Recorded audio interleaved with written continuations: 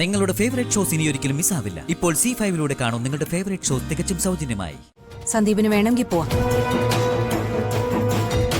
പക്ഷെ ഒരു കാര്യം, അങ്ങനെ ഇവിടെ നിന്ന് ഇറങ്ങിപ്പോയാ പിന്നെ ഒരിക്കലും നിന്റെ നാവ് കൊണ്ട് എന്നെ ഏട്ടത്തിൽ നിന്ന് വിളിക്കരുത്.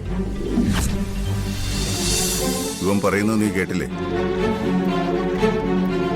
എല്ലാവർക്കും അവരവരുടേതായ അഭിപ്രായ സ്വാതന്ത്ര്യം ഉണ്ടല്ലോ. ആരും ഒന്നിനെ നിർബന്ധിക്കാൻ പറ്റില്ല.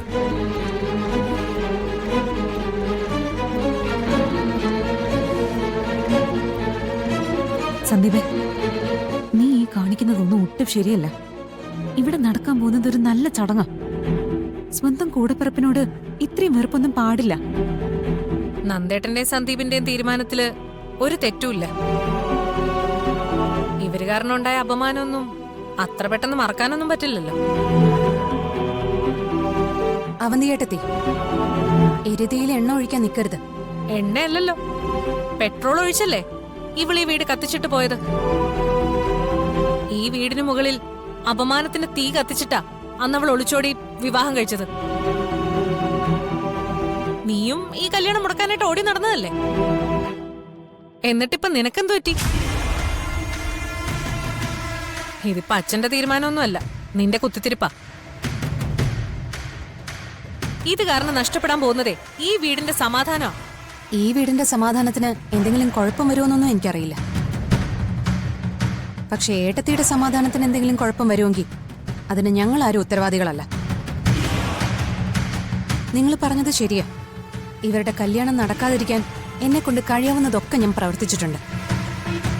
പക്ഷെ ഇവരൊരുമിച്ചൊരു ജീവിതം തുടങ്ങിക്കഴിഞ്ഞപ്പോൾ പിന്നെ അത് തകർക്കാൻ ഞാൻ നിന്നിട്ടില്ല. ഇവരൊരുമിച്ച് ജീവിക്കാൻ പാടില്ല എന്ന് ചിന്തിക്കാൻ മാത്രം ഏട്ടത്തിയുടെ മനസ്സിൽ വേറെന്തെങ്കിലും ആഗ്രഹമുണ്ടോ?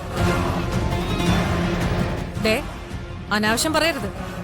ഞാനങ്ങനെ പറഞ്ഞിട്ടില്ല. പറഞ്ഞില്ലെങ്കിലും ഏട്ടത്തിയുടെ മനസ്സിലിരിപ്പ് അതാണെന്ന് മുഖം കണ്ടാൽ അറിയാം. ഇതെന്റെ കുത്തിത്തിരിപ്പാണെന്ന് ഏട്ടത്തി എത്ര പറഞ്ഞാലും അച്ഛൻ തീരുമാനിച്ചത് ഈ വീട്ടിൽ നടത്തുക തന്നെ ചെയ്യും. അതിനെ ആരൊക്കെ എതിർത്താലും.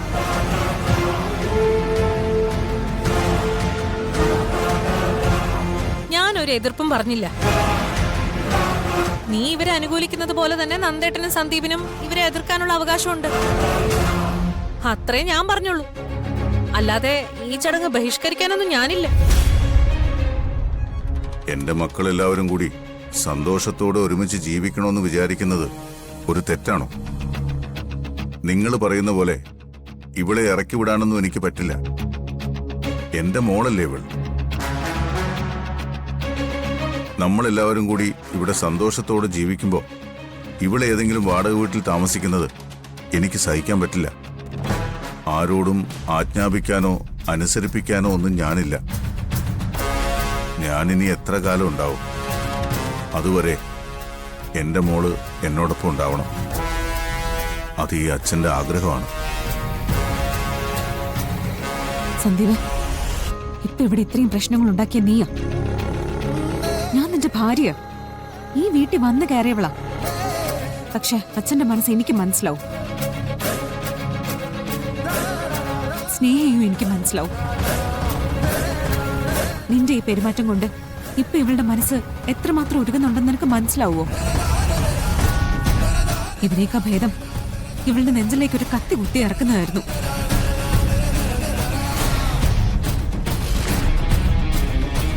ഏത് കുടുംബത്തിലെ പ്രശ്നങ്ങളില്ലാത്തത്? വീട്ടുകാരെ ധിക്കരിച്ച് ഒളിച്ചോടിപ്പോയി വിവാഹം കഴിക്കുന്നത് ഈ ലോകത്തിൽ ആദ്യമായിട്ടാണോ? ഇഷ്ടപ്പെട്ട ഒരാളെ വിവാഹം കഴിച്ചെന്ന് കരുതി ഇവളെ ചവിട്ടി തള്ളിക്കളയാനൊന്നും പറ്റില്ല നമുക്ക്. ഇവള് നെല്ലിശ്ശേരിയിലെ ചോരയാ. ഈ നിൽക്കുന്ന അച്ഛന്റെ മോള്. നിങ്ങളെപ്പോലെ തന്നെ ഇവിടെ ജീവിക്കാനുള്ള അവകാശം ഇവൾക്കുണ്ട്. അവകാശ തർക്കത്തിനൊന്നും ഞാനില്ല. എന്റെ തീരുമാനം ഇതാ. ഏട്ടത്തി, ഞങ്ങൾക്ക് വേണ്ടി ഏട്ടത്തിന് ആരുടെയും കാല് പിടിക്കണ്ട. ഞങ്ങൾ തിരിച്ചു പൊക്കോളാം. ഔട്ട് ഹൗസിലേക്കല്ല, ഈ വീടിന് പുറത്തേക്ക്.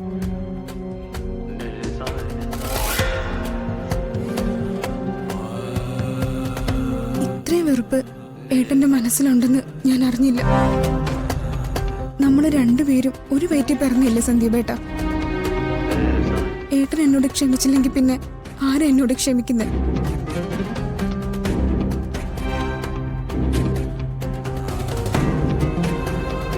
സാരമില്ല, ഏട്ടന്മാരുടെ സ്നേഹം അനുഭവിക്കാനുള്ള യോഗം എനിക്കില്ലെന്ന് ഞാൻ കരുതിക്കോളാം.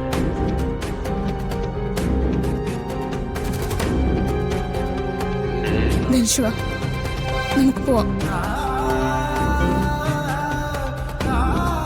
ചെയ്തതിനെ ഒന്നും ഞാൻ ന്യായീകരിക്കുന്നില്ല. കുറച്ചു കാലം ഇവിടെ നിങ്ങളോടൊപ്പം വളരെ സന്തോഷത്തിൽ ഞാൻ ജീവിച്ചു. എനിക്ക് ഈ വീട്ടിൽ നിങ്ങൾ എല്ലാ സ്വാതന്ത്ര്യവും തന്നു. അതിനിടയിൽ ഇവളെന്നെ സ്നേഹിച്ചു. കാര്യങ്ങളെല്ലാം ഇങ്ങനെയൊക്കെ ആയി. അച്ഛൻ വിളിച്ചപ്പോ സന്തോഷത്തോടു കൂടിയാണ് ഞങ്ങൾ ഇങ്ങോട്ട് വന്നത്. ഈ വീട്ടിലൊരു പ്രശ്നം ഉണ്ടാക്കണമെന്ന് ഞങ്ങൾക്ക് ആഗ്രഹമില്ല. ഞങ്ങൾ പൊയ്ക്കോളാം.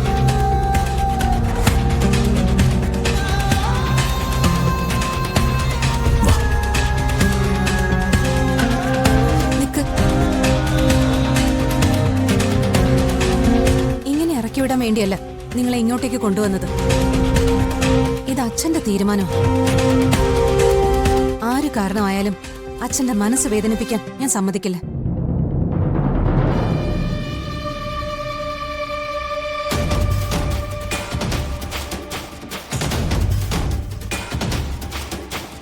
സന്ദീപ്, സ്വന്തം കൂടപ്പിറപ്പിനെ വീട്ടിൽ നിന്ന് ഇറക്കി വിട്ടുവെന്ന് നാട്ടുകാരറിഞ്ഞ അത് സന്ദീപിന് അഭിമാനമാണോ? അങ്ങനെ വെട്ടിമുറിക്കാൻ പറ്റുന്നതാണോ സഹോദര ബന്ധം? ഈ നിൽക്കുന്ന അച്ഛന്റെ മനസ്സ് സങ്കടപ്പെടുത്തുമ്പോ സന്ദീപിനും നന്ദേട്ടനും എന്താ കിട്ടുന്നത്? എല്ലാവരും കേൾക്കാൻ തന്നെയാ ഞാൻ പറയുന്നത്. അച്ഛന്റെ തീരുമാനം ഞാൻ നടപ്പിലാക്കാൻ പോവാ. സന്ദീപിന് വേണമെങ്കിൽ പോവാ. പക്ഷെ ഒരു കാര്യം, അങ്ങനെ ഇവിടെ നിന്ന് ഇറങ്ങിപ്പോയാ പിന്നെ ഒരിക്കലും നിന്റെ നാവ് കൊണ്ട് എന്നെ ഏട്ടത്തിൽ നിന്ന് വിളിക്കരുത്. ആ വിളി കേൾക്കാൻ ഞാൻ ഉണ്ടാവില്ല. ഞാൻ പിന്നെ നിന്റെ ഏട്ടത്തി ആയിരിക്കില്ല. എന്നാ പിന്നെ നിങ്ങളുടെയൊക്കെ ഇഷ്ടംപോലെ നടക്കട്ടെ.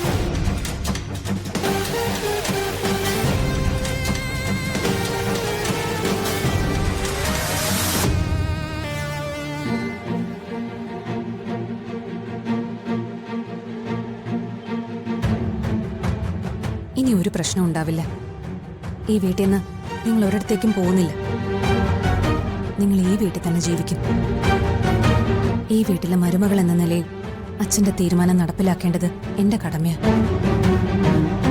നിങ്ങൾ ഇവിടെ നിൽക്ക്, ഞാനിപ്പോ വരാം.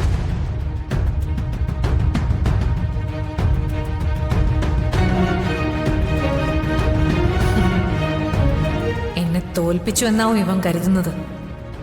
ഇവളുടെ കൂടെ ഇവനിങ്ങ് കയറി വരട്ടെ. ഇതിനകത്തിട്ട് ഇവനെ ഞാൻ ചുട്ടെടുക്കും.